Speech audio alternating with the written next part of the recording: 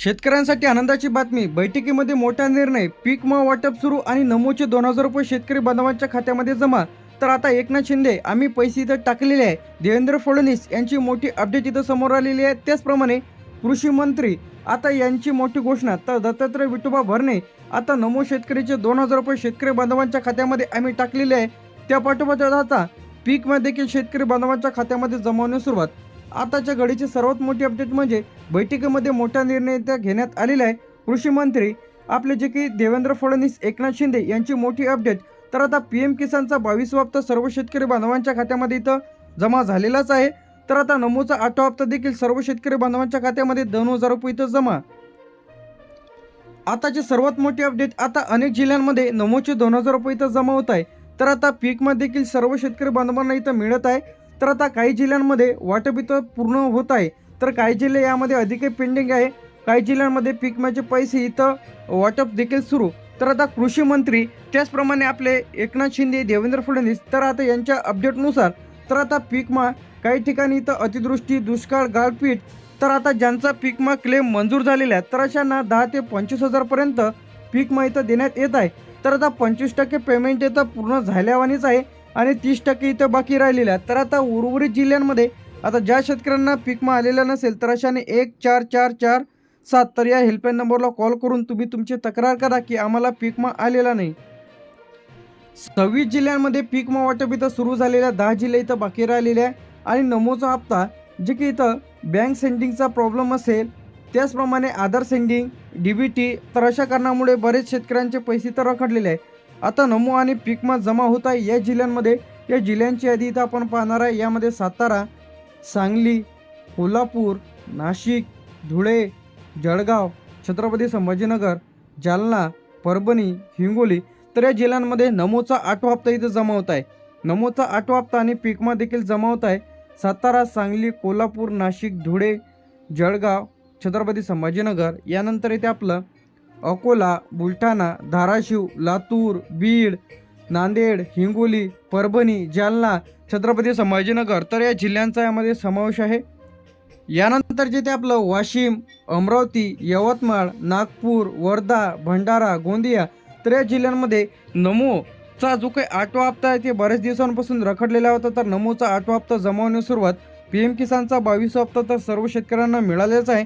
ज्या शेतकऱ्यांना PM किसानचा 22वा हप्ता मिळालेला तर अशांना देखील नमोचा 8वा हप्ता त्यांना मिळत आहे.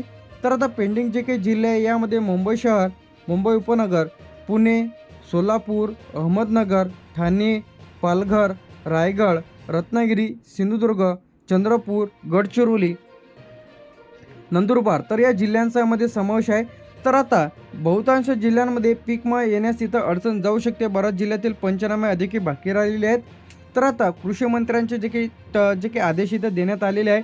आता मुख्यमंत्री यांनी सुद्धा सांगितलेले आहे की पैसे शेतकरी बांधवांच्या खात्यामध्ये टाकलेले आहे. वाटप देखील टप्प्याटप्प्याने इथं होणार आहे. सर्व जिल्ह्यात एकाच वेळी पैसे इथं येणार नाही. नमोचे 2,000 आणि पीक विम्याचे जे काही 3 ते 7 दिवसात इथं जमा होणार आहे. तर आता PM किसानचा हप्ता इथं जमा झालेलाच आहे. तर आता कोणाला पैसे इथं मिळणार नाही.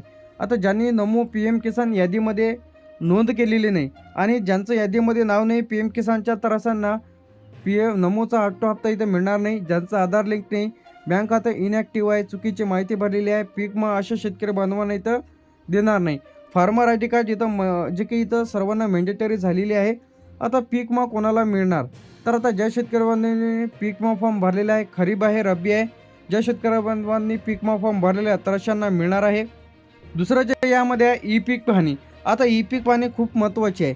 जर तुम्ही सातबारावर तुमच्या पिकाची नोंद केलेली नाही तर तुम्हाला पीक विमा इथं मिळणार नाही. तुमचा पीक विमा क्लेम इथं रिजेक्ट केला जाणार आहे.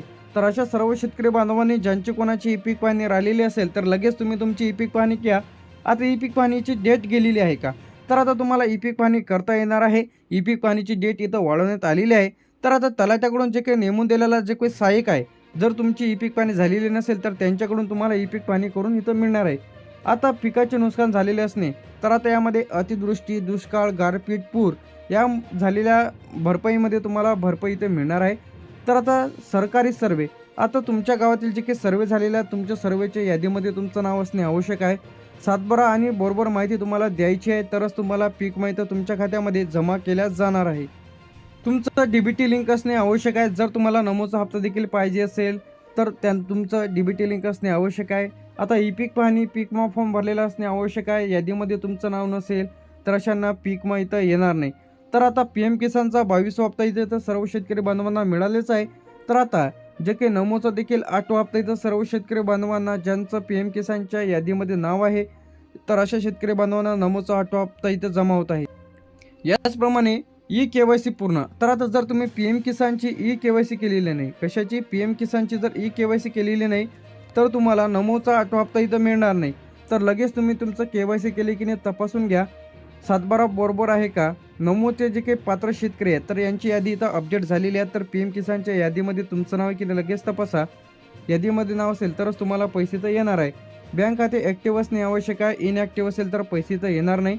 तर आता कोणाला पैसे मिळणार नाही ज्यांची KYC नाही, आधार लिंक नाही, PM किसानच्या यादीमध्ये नाव नाही, त्यांना नमोचा 8वा हप्ता इथं मिळणार नाही. चुकीची माहिती दिलेली आहे, लँग सेंडिंग व्हेरिफिकेशन पेंडिंग आहे, डुप्लिकेट अर्ज, अपात्र, तर अशांमुळे तुम्हाला नमोचा 8वा हप्ता इथं येणार नाही. तर आता सर्व शेतकरी बांधवांसाठी कृषी मंत्री त्याचप्रमाणे आपले मुख्यमंत्री देवेंद्र फडणवीस, एकनाथ शिंदे यांची मोठी अपडेट इथं आलेली आहे. तर आता पीक विमा आणि नमोचा हप्ता शेतकऱ्यांच्या खात्यामध्ये जमा होण्यास सुरुवात. लगेच खात्यात